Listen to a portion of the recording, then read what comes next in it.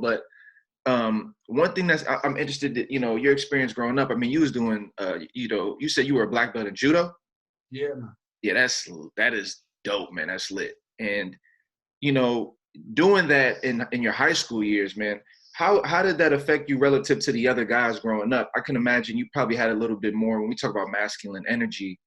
Um, you know, I'm sure you weren't going around just doing judo on anybody, in your school or nothing like that. But how did you feel yourself relative to a lot of people around you that you had the chance to be tapped into the martial arts and defense? Would you say it benefited you, or what would you say are the things that how did that affect your life? Well, I have to say, like when I was younger, I didn't really, I wasn't conscious about that fact. Yeah. I think later on in life, or as I grew up, I would say like maybe around 19, 20, 21, I really noticed like the weapons and the gears I got in life, which I wasn't conscious of. Wow. See, before when I was little, I was doing judo because there were also a lot of things happening around it. Like my father was really the one that was pushing me to do judo, and to be a winner and to go do all the challenges and all the competitions, because I used to go to Germany, Belgium, France, here in Holland as well. I'm a Southside champion. Wow. And basically during that time, my mind, I wasn't really motivated, but I was doing it. Yeah. But I wasn't doing it for the right cause, I wasn't there with my mind yet. Yeah. I was doing it because basically I didn't want to let my father or my parents down because of the performance. I had to perform. I was a lot of pressure on me. I was the youngest child and I was the only boy. Wow. So he gotta be someone. Yeah. So you can understand my father. Like, you're the first son, right? He waited, basically, you was the fifth, and then you finally got a boy, so. Yeah. Wow. So I had a lot of pressure on me. Yeah. And I didn't notice, but because it was also my dad couldn't communicate that well to me, Yeah, exactly. He had been through a lot of shit as well. Yeah. He didn't have like a mother-father home setting. Exactly. His father, he left. Wow. He left the home. So things like hugging or showing emotions, I didn't have that. Wow.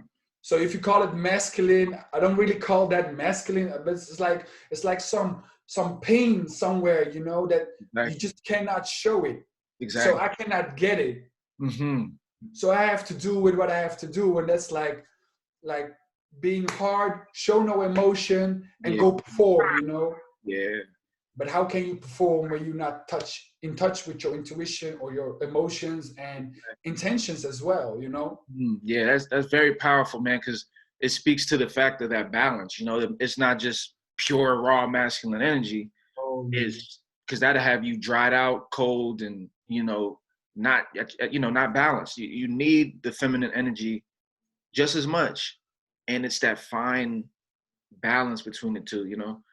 That's very powerful, man, because I mean, I can imagine, as you've seen in the field, there's a lot of guys that might have a very tough persona, but sometimes you can have such a tough persona, man, and that really isn't good for your game, even because you lack the ability to communicate. I've seen in a lot of relationships or dating dynamics, a lot of guys that don't have that the feminine energy side, they can come off as very attractive to women, but at the first sight.